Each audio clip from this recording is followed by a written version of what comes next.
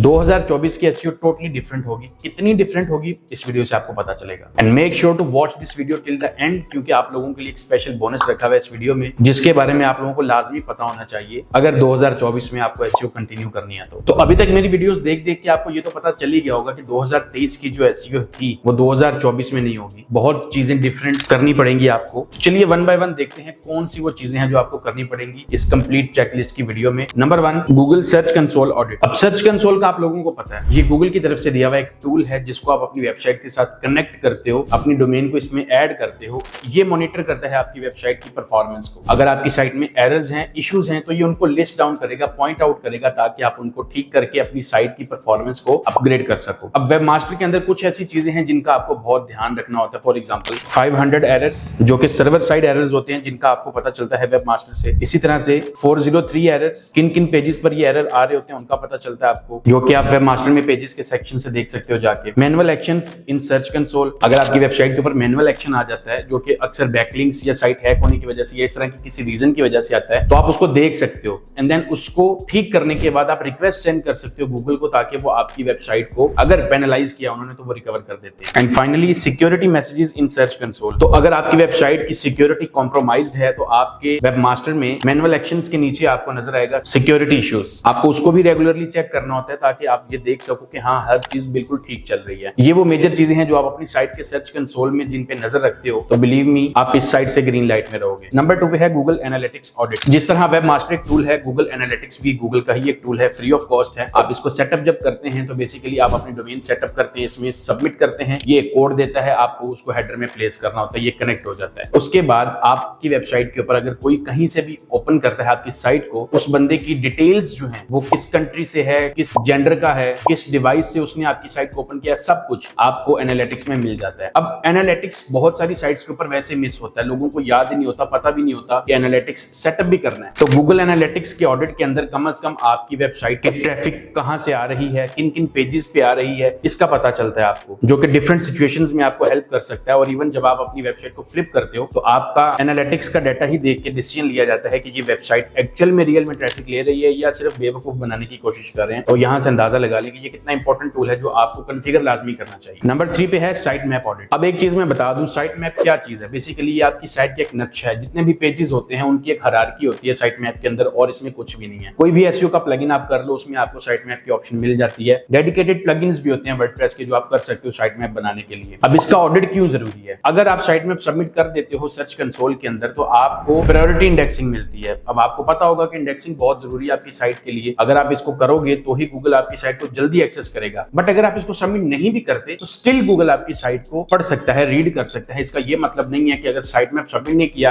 Google को पता नहीं चलेगा, पता चलेगा बट बहुत लेट, या वो प्रॉपर इंफॉर्मेशन, प्रॉपर एक हायरार्की नहीं मिलेगी जो एक साइट मैप से मिलती है। तो फर्स्ट ऑफ ऑल आपको साइट मैप बनाना चाहिए, उसको सर्च कंसोल में सबमिट करना चाहिए। एक्सएमएल साइट मैप हो तो ज्यादा बेहतर है। साइट मैप में आप पोस्ट, पेजेस एंड कैटेगरीज को भी रख सकते हो, टैग्स को बिल्कुल भी नहीं रखना होता आपको। नंबर 4 पे है robots.txt। गूगल जब भी आपकी वेबसाइट पे जाएगा सबसे पहले वो इस फाइल को रीड करेगा, robots.txt फाइल को। अब ये फाइल बहुत इंपॉर्टेंट फाइल है आपकी साइट के लिए, और इसी फाइल के अंदर वो डिटेल्स, वो इंस्ट्रक्शंस होती हैं कि आप किस सर्वर को, किस वेबसाइट को अलाउ करते हो कि वो आपकी वेबसाइट को एक्सेस कर सके। सपोज आपकी वेबसाइट को कोई hrefs में ऐड करता है। अब hrefs को अगर आपने ब्लॉक कर रखा होगा रोबोट्स की फाइल के अंदर तो वो href को डाटा शो नहीं करने देगा। इसी तरह से कुछ लोग कुछ सर्टेन रिस्ट्रिक्शंस लगा देते हैं गूगल के ऊपर भी कि गूगल हमारे इन पेजेस को इंडेक्स ना करे, क्योंकि बाज़-औक़ात वेबसाइट के ऐसे प्राइवेट पेजेस भी होते हैं जिनको हम चाहते हैं कि वो इंडेक्स ना हो। और इस तरह की नीड यूजुअली कंपनी वेबसाइट्स में, प्रोडक्ट वेबसाइट्स में, ई-कॉम साइट्स, बिजनेस साइट्स, इस तरह की साइट्स में जरूरत पड़ती है। बहुत ही कम जरूरत होती है ब्लॉग साइट्स के अंदर इस चीज की। बट स्टिल आपको आइडिया होना चाहिए कि रोबोट्स की जो फाइल होती है वो कितना इंपॉर्टेंट रोल प्ले करती है। तो सबसे पहले तो आपको रोबोट फाइल बनाने की खुद जरूरत नहीं होती, जैसे आप वर्डप्रेस इंस्टॉल करते हैं ये बाय डिफॉल्ट बन जाती है। बस आपको ये देखना होता है कि कहीं आप इसके साथ छेड़छाड़ नहीं करो, क्योंकि अगर आपने कर दी आपको पता भी नहीं होगा, आपकी साइट की इंडेक्सिंग डिस्टर्ब हो जाएगी, बर्बाद होकर रह जाएगी पूरी साइट आप। नंबर 5 है कीवर्ड रिसर्च। कीवर्ड रिसर्च के बारे में आप लोगों को ऑलरेडी काफी बता चुका हूं मैं। 2024 के अंदर बेसिकली आपको कीवर्ड स्ट्रेटजी थोड़ी सी चेंज करनी होगी, और वो ये है कि आपको ऐसे कीवर्ड्स जिनके अंदर प्योर प्रोडक्ट इंटेंट होता है उनको अवॉइड करना होगा, कमर्शियल कीवर्ड्स को अवॉइड करना होगा। हेल्पफुल कंटेंट डिलीवर करने के लिए हेल्पफुल इंटेंट वाले कीवर्ड्स आपको लेने होंगे। इंफॉर्मेशनल इंटेंट की अगर हम बात कर लेते हैं तो रिसर्च का तरीका बड़ा सिंपल सा है। आप SEMrush को यूज करो, Ahrefs को यूज करो। इन दोनों के सेलर्स बड़े चीपली ये टूल्स प्रोवाइड कर देते हैं। डिस्क्रिप्शन में मैंने लिंक छोड़ रखा है। नंबर नंबर्स हैं, इनके आप कांटेक्ट करके ले सकते हो, ट्रस्टेड सेलर्स हैं, ताकि मुझे इनबॉक्स नहीं करो इन चीजों के लिए, बहुत लोग करते हैं। तो लो कंपटीशन कीवर्ड्स कैसे फाइंड कर सकते हैं मैं स्क्रीन पे दिखाता हूं जाके आप। ओके, तो easy to rank keywords find करने के लिए अगर आप Ahrefs यूज करते हो तो कीवर्ड एक्सप्लोरर में चले जाओ। यहाँ पे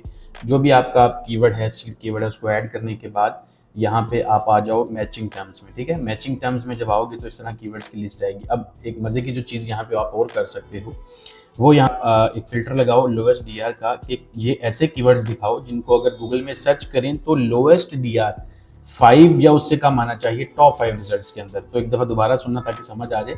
अप्लाई करेंगे जैसे तो इस तरह के कीवर्ड्स आ जाएंगे, और पहली चीज़ कि आपको वो कीवर्ड्स मिलेंगे जिनके टॉप 5 रिजल्ट्स के अंदर लो डीआर साइट्स है। तो लो डीआर साइट्स डेफिनेटली वहीं पे रैंक होती हैं जहाँ पे आप भी इजीली रैंक कर सकते हो। ठीक है, तो ये तो एक एग्जांपल है। सेकंड एग्जांपल में आप SEMrush को यूज़ कर सकते हो।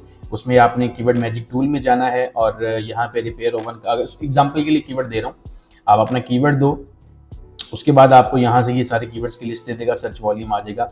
यहाँ पे आपने एक फिल्टर ऐड करना है KD का और उसको वेरी इजी कर दो। दैट मीन्स ये वो वाले कीवर्ड्स अब निकाल के ले आएगा जो बहुत आसान है, जिनके ऊपर आप इजीली रैंक कर सकते हो। फर्दर एनालिसिस अगर आपको करना है तो जो भी आपका कीवर्ड बनता है उस कीवर्ड को आप यहाँ से कॉपी कर लो। कॉपी करने के बाद आप उसको गूगल में सर्च कर दो। अब यहाँ से टॉप 5 साइट्स का एनालिसिस करो। तो डेफिनेटली ये जो टूल्स हैं ये चाहिए होंगे। यहाँ पे ये बार जो है ये लाइक को 2-3 हज़ार रुपये में मिल जाती है आपको Ahrefs की। तो आप डिस्क्रिप्शन के अंदर 1-2 सेलर्स हैं जो ट्रस्टेड हैं, उनके नंबर लेके रखे हुए हैं, उनसे लेके ये एनालिसिस करना ज़रूरी है। अदरवाइज आप टूल्स के ऊपर डिपेंड ना ही करें तो ज़्यादा बेहतर। ओके, तो यहाँ पे एक ज़रूरी अनाउंसमेंट करनी है आप लोगों को, जो लोग ये चीज़ सीखना चाहते हैं कि किस तरह से ब्लॉगिंग साइट्स के लिए, ई-कॉम साइट्स के लिए या फिर लोकल SEO साइट्स के लिए ऐसी रिसर्च करें जिससे ऐसे निच और ऐसे कीवर्ड्स निकाल सके जिनको अभी तक किसी और ने ना देखा हो या जिन पे बहुत कम कंपटीशन हो। तो उसके लिए एक वर्कशॉप करवाने जा रहा हूँ जो कि 2 से 3 दिन में रिलीज करने वाला हूँ सारी डिटेल्स। बट मैक्सिमम डिस्काउंट उन लोगों को मिलेगा जो वेट लिस्ट में होंगे। तो वेट लिस्ट का लिंक डिस्क्रिप्शन में है, अगर आप ज्वाइन कर लेते हो, अगर इंटरेस्टेड हो तो ज्वाइन कर लो, अगर नहीं इंटरेस्टेड तो भाई प्लीज इग्नोर कर दो इस चीज को, क्योंकि जिस कॉस्ट पे मैंने ये सिखाना है ना उस कॉस्ट में शायद एक कॉफी का कप याद। तो ऐसी अपॉर्चुनिटीज बहुत कम आती हैं। बाकी it's up to you. Let's get back to the topic. Point number 6 है स्ट्रॉन्ग इंट्रोडक्शन पैराग्राफ। देखें, बेसिकली आप जब भी अपना कंटेंट प्रोड्यूस करते हो ना तो जो एंट्रेंस पॉइंट है वही डिफाइन करेगा कोई विजिटर आगे जाएगा या नहीं जाएगा। तो इंट्रोडक्शन का जो पैराग्राफ है बहुत ही केयरफुली आपको उसको क्राफ्ट करना है ताकि उसको जब कोई भी रीड करे ना तो उसको क्यूरियोसिटी स्पार्क होनी चाहिए कि यस, इस आर्टिकल में मेरी प्रॉब्लम का सोल्यूशन है, इस आर्टिकल के अंदर कुछ ऐसी चीज है जो मुझे वाकई में पढ़नी लाजमी है, मेरे लिए जरूरी है। तो वो आप कैसे क्राफ्ट कर सकते हो? अपने यूजर के पेन पॉइंट को डिस्कस करो, उनको हुक करने की कोशिश करो, अपनी एक्सपर्टीज को शो करो और टू द पॉइंट बात करो। That is enough. नंबर 7 है add rich media to your content. अब ये सुनने में बड़ी सिंपल सी चीज है, बट अब लोग क्या कर रहे हैं, एक ही पिक्चर्स को यूज करें। जिस बंदे को सोल्यूशन चाहिए वो ये एक्सपेक्ट कर रहा है कि आप सोल्यूशंस रियल पिक्चर्स की फॉर्म में प्रोवाइड करोगे। अगर वो नीचे उस तरह के जहां पे पिक्चर्स रिक्वायर्ड है, अगर एक बंदा आपकी साइट पे आता है और पिक्चर्स उसको हेल्प कर सकती थी, बट वो पिक्चर्स जो है वो ऑलरेडी वो AI से जनरेटेड है, तो बिलीव मी वो यूजर आपकी साइट के ऊपर कभी भी ट्रस्ट नहीं करेगा। और आपको हमेशा अपनी साइट को एक ब्रांड शो करना है, एक ऐसी लेजिट साइट शो करना है जो रियल वर्क कर रही हो, जो रियल इंफॉर्मेशन प्रोवाइड कर रही हो। ये छोटी छोटी चीजें बहुत मैटर करती हैं। Number 8 URL optimisation. URL को कोशिश करें शॉर्ट से शॉर्ट रखें, लेकिन कम से कम वो अपना कॉन्टेक्स्ट क्लियर कर रहा हो। फॉर एग्जाम्पल, अगर आपका कोई कीवर्ड है जो 5 to 6 वर्ड्स है, तो जरूरी नहीं है कि 5 to 6 वर्ड्स का ही आपने URL बनाना। आप उसमें से स्टॉप वर्ड्स को रिमूव कर सकते हो, ईयर को रिमूव कर सकते हो, तो जो मेन पॉइंट बचता है आप URL में रख सकते हो। नंबर 9 है ऐड इंटरनल लिंक्स। अब इंटरनल लिंक्स के हवाले से आपको मैं ये बता देता हूं कि अगर आपके पेज को 3 इंटरनल लिंक्स किसी और आपकी साइट के दूसरे पेजेस से आ जाते हैं, वो एक बैकलिंक काउंट होता है। अब आप मुझे बताएं कि आपकी साइट के ऊपर कितने ऐसे ऑर्फन पेजेस हैं जिनको कोई भी इंटरनल लिंक नहीं आ रहा होता। उसको ऑडिट करने के लिए आप Ahrefs का टूल यूज करो। उसके लिए आपको डेफिनेटली क्रेडिट्स वगैरह भी चाहिए होंगे, तो Ahrefs के क्रेडिट्स वगैरह तो वो सेलर आपको नीचे प्रोवाइड कर देगा डिस्क्रिप्शन में। उसके अलावा आप स्क्रीमिंग फ्रॉग को यूज कर सकते हो ताकि आप डिटेल्ड ऑडिट कर सको, जिसमें आपको ये चीज भी कवर हो जाएगी। पॉइंट नंबर 10 है प्रोड्यूस हेल्पफुल कंटेंट। तो हेल्पफुल कंटेंट जरूरी नहीं है कि आप खुद ही लिखो। आप अगर आपको उस निच के बारे में नॉलेज है, आप ChatGPT को यूज कर सकते हो वो कंटेंट जनरेट करने के लिए। तो ChatGPT को यूज करने के लिए तो जो टिप आप लोगों के लिए मैंने एक रखी हुई है, जो आप लोगों को मैंने स्टार्ट में बोला, वो ये है कि 2024 में अगर आप सर्च इंजन ऑप्टिमाइजेशन को सक्सेसफुल करना चाहते हो, इसकी स्ट्रेटेजी को, तो आपको सिर्फ इतनी सी चीज करनी है कि आपको ये चीज अचीव करने में कामयाबी चाहिए कि कोई बंदा आपके ब्रांड नेम को डायरेक्टली गूगल में सर्च कर ले। That's it. तो वो कैसे होगा? वो ऐसे होगा जब आपने इतना अच्छा काम किया होगा, इतना क्वालिटी वर्क डिलीवर किया होगा कि जो भी लोग आपकी साइट पे आए, सपोज 100 लोग आए, उसमें से 20 लोग ऐसे थे जो इतने इंस्पायर हो गए वो दोबारा आपके ब्रांड नेम को सर्च करने लगे। दिस इज समथिंग जो अभी तक आप लोग नहीं कर पाए बट अब आपको करनी है। वो कैसे हो सकती है? बहुत आसान है। अपना नाम अगर आप चाहते हो कि लोग उसको सर्च करें तो वो तब होगा जब आप इतनी वैल्यू और इतनी क्वालिटी डिलीवर करो कि अगला बंदा प्रेशियस फील करे, अगला बंदा फील करे कि यस यहाँ से बहुत हेल्प मिलती है। जिस तरह आप बाकी ब्रांड्स पे ट्रस्ट करते हैं ना, इसी तरह से आपको अपने ब्रांड को इस काबिल बनाना होगा कि लोग ट्रस्ट कर सकें। अगर ये चीज कर सकते हो 2024 is yours. So that's it for this video. Video पसंद है तो लाइक कर देना और ऐसे ही कंटेंट देखना चाहते हो तो सब्सक्राइब कर लीजिए। अगली वीडियो में मिलते हैं, तब तक के लिए अल्लाह हाफिज।